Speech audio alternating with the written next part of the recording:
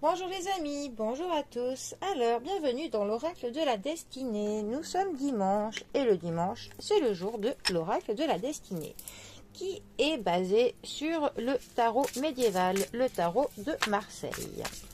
Alors, pour ce dimanche et pour la semaine qui arrive, quelles vont être les grandes énergies ou les grandes lignes qui vont influencer notre semaine? Alors, nous avons notre ermite. Ermite, 9e arcane majeur du tarot. Je crois que dans ce sens, c'est mieux.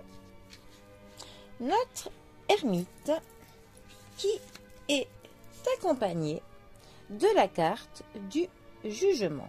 Jugement, 20e arcane majeur du tarot. Alors, notre ermite nous parle d'un moment de pause. Il peut nous parler d'un ralentissement. Il peut aussi nous parler d'une introspection. C'est aussi une carte qui peut nous parler qu'on va passer peut-être une période où on va être, voilà, on aura moins de choses. Des restrictions pourraient être là. C'est aussi une carte qui peut nous dire qu'on est à une période de notre vie où on va passer à un stade spirituel plus élevé. Nous allons passer une période dans l'introspection où on aura peut-être même du doute, où on cherchera des réponses au fond de nous, hein, parce qu'on se rappelle de l'illustration de l'ermite dans le tarot de Marseille, où on a un homme qui tient une lanterne dans la pénombre, et donc il cherche de l'éclaircissement, il cherche des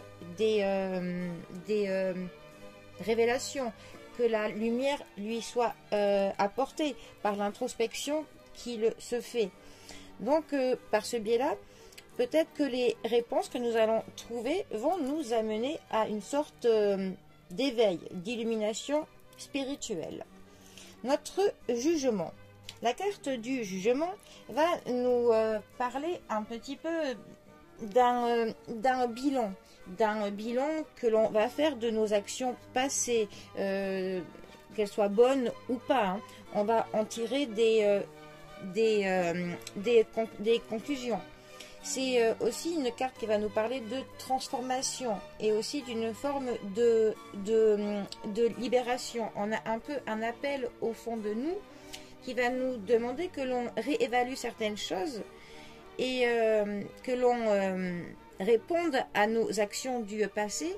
Et peut-être que grâce à cela, il y aura du renouveau pour nous, que l'on abandonnera des valeurs du passé et que l'on en assumera des nouvelles qui nous correspondront mieux, que l'on acceptera aussi les choses telles qu'elles le sont.